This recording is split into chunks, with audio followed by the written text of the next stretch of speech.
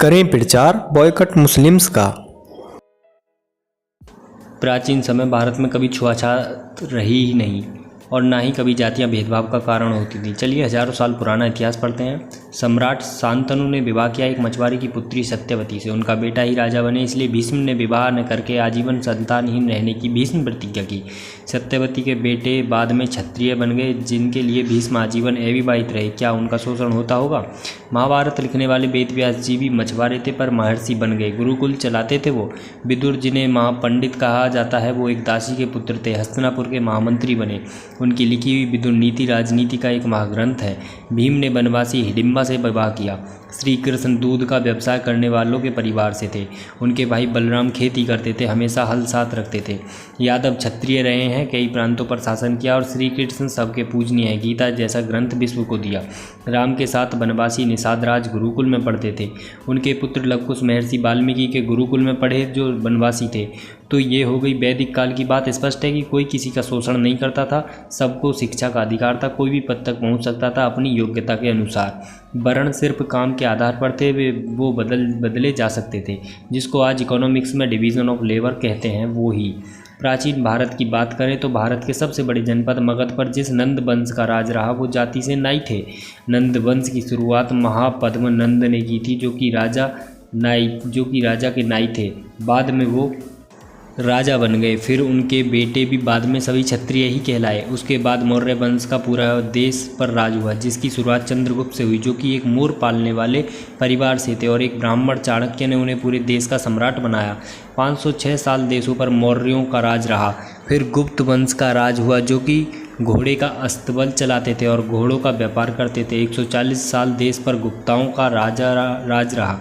केवल पुष्यमित्र शुंग के 36 साल के राज को छोड़कर 92% समय काल में देश में शासन उन्हीं का रहा, जिन्हें आज दलित पिछड़ा कहते हैं। तो शोषण कहाँ से हो गया?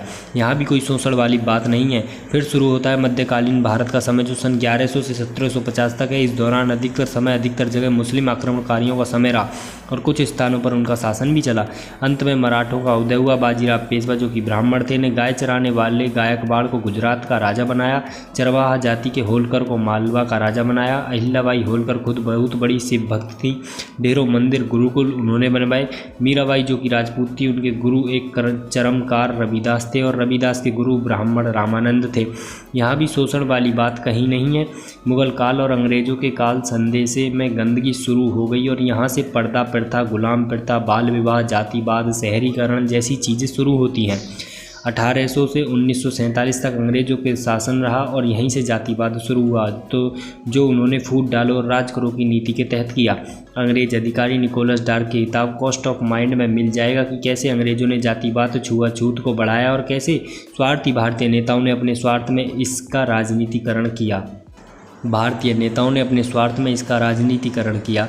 इन हजारों सालों के इतिहास में देश में कई विदेशी आए, जिन्होंने भारत की सामाजिक स्थिति पर किताबें लिखी हैं, जैसे कि मैगस्थनीज ने इंडिका लिखी, फाहियान हुए सांग और अलबरूनी जैसे कई। किसी ने भी नहीं लिखा कि यहाँ किसी का शोषण होता था। ये जो भारत में पुराने समय में जातिवाद होने का भ्रम फैलाते हैं, ये वही लोग हैं जो आदमी को बंदर के वंशज बताते हैं। लेकिन हम ऋषियों और विद्वानों की संतानें हैं। हालांकि बीच में एक दौर ऐसा आया कि कुछ धर्म के ठेकेदारों ने समाज को तोड़ने के लिए समाज को जातियों में बांटा और लोगों को तोड़ने का काम किया। आज दोबारा इस जातिवाद को तोड़कर समाज को एक करने की ज़रूरत है। यह काम जनता सरकार मोर्चा की पहली प्राथमिकता है। अपनी जाति पर गर्व भी करो और दूसरी जाति का सम्मान भी करो। फिलहाल इस पर काम करने की ज़रूरत है।